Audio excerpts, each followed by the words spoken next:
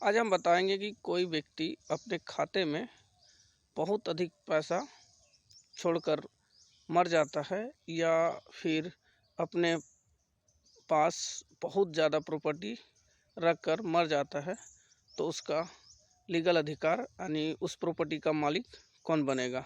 इसके लिए ये कंफर्म करने के लिए कि उसका मालिक कौन बनेगा, ये आपको सक्सेशन केस करना होगा। और सक्सेशन केस आपका प्रत्येक डिस्ट्रिक्ट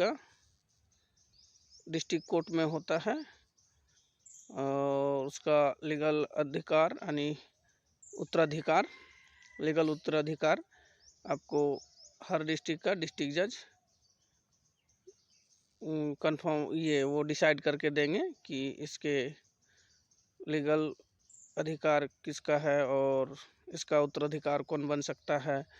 और बहुत तो ऐसे लोग अपने खाता में नॉमिनी का कॉलम एक होता है तो एक ही कॉलम में डाल के लोग छोड़ देते हैं, तो ऐसे नहीं, उसके परिवार में बहुत सारे लोग होते हैं, सबको उस पैसे से या प्रॉपर्टी से आशा रहता है कि वो प्रॉपर्टी हमको भी मिलेगा, उसमें मेरा भी अधिकार है।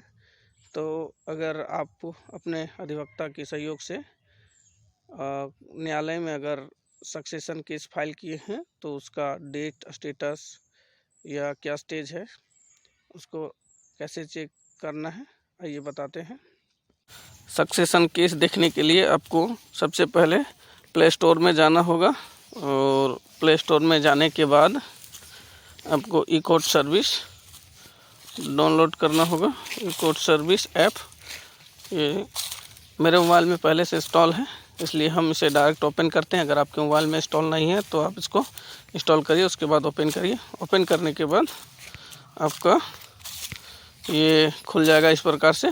तो इसमें सबसे पहले आपको डिस्ट्रिक्ट कोर्ट को सेलेक्ट करना है। ये 2 कॉलम रहेगा यहाँ, डिस्ट्रिक्ट कोर्ट और हाई कोर्ट। तो हम जो भी सक्सेशन केस चलता है वो डिस्ट्रिक्ट कोर्ट में चलता है, इसलिए डिस्ट्रिक्ट कोर्ट को सेलेक्ट करेंगे। उसके बाद उसके नीचे 4 कॉलम रहेगा, CNR number, cause list case status, cause list और my case.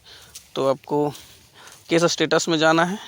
Case status select करने के बाद आपको स्टेट और डिस्ट्रिक्ट सेलेक्ट करना होगा।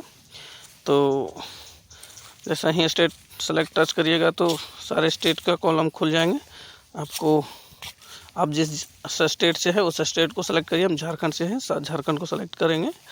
उसके बाद आपका डिस्ट्रिक्ट कॉलम को सेलेक्ट करिएगा तो सारे डिस्ट्रिक्ट खुल के आ जाएंगे। तो आप जिस डिस्ट्रिक्ट से हैं उस डिस्ट्रिक्ट को सेलेक्ट करिए। हम हजारीबाग से हैं तो हजारीबाग को सेलेक्ट करेंगे। उसके बाद ये आपका ई कोर्ट सर्विस का टूल्स रेडी हो जाएगा खुलकर। तो आप आज case type succession case type में जाना है हमको। तो केस टाइप जैसे ही केस नंबर को टच करेंगे तो वो इसका आगे खुल जाएगा। तो आपको कोर्ट कॉम्प्लेक्स, तो ये प्रत्येक डिस्ट्रिक्ट में अलग अलग कॉम्प्लेक्स होता है। आपके डिस्ट्रिक्ट कोर्ट में जैसा कॉम्प्लेक्स हो वैसे डालना है। मेरे हजारीबाग में NXC बिल्डिंग है तो NXC बिल्डिंग डालेंगे। उसके बाद केस टाइप में आज हम सक्सेशन केस को लिए हैं तो सक्सेशन केस को सेलेक्ट करेंगे। सक्सेशन ये हो गया सक्सेशन सर्टिफिकेट, एक तरह का सक्सेशन सर्टिफिकेट उसे कहते हैं, उत्तराधिकारी का सर्टिफिकेट। कौन उसका उत्तराधिकारी बनेगा उसका सर्टिफिकेट मिलता है इसमें। उसके बाद केस नंबर ले लीजिए। केस नंबर जनरली कुछ भी ले लीजिए, चलिए 5 ले लेते हैं। और तो साल भी एक जनरली ले लीजिए, चलिए 2023 ले लेते हैं। उसको गो करेंगे।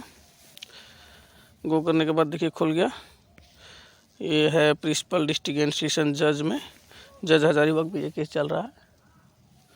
इसको जैसे ही टच करेंगे देखिए succession certificate case 5/2023 Kiran Srivastava versus Anup Kumar Srivastava and others का केस है।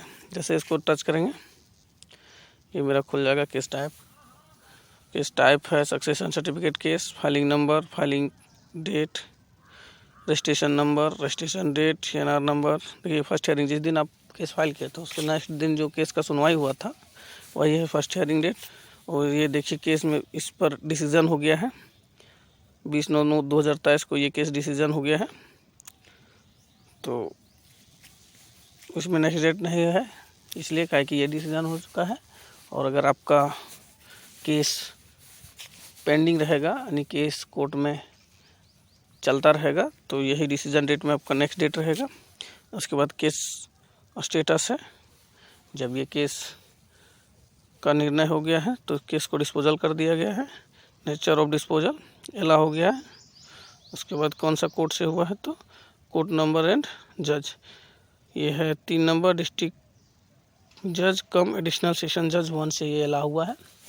इस तरह आप किसी भी केस को, आपके परिवार में अगर कोई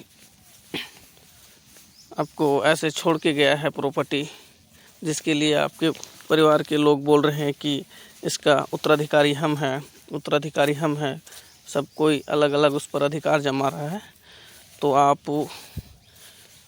डिस्ट्रिक्ट न्यायालय का यानी जिला न्यायालय का मदद से उस केस का उत्तराधिकारी का प्रमाण पत्र लेकर उसका ओरिजिनल उत्तराधिकारी बन सकते हैं।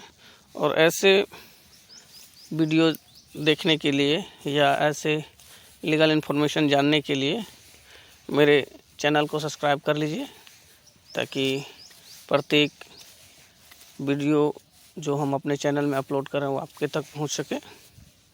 और बेल आइकन को दबा दीजिए, यानी टच करिए, ताकि प्रत्येक वीडियो का नोटिफिकेशन आपके तक पहुंच सके।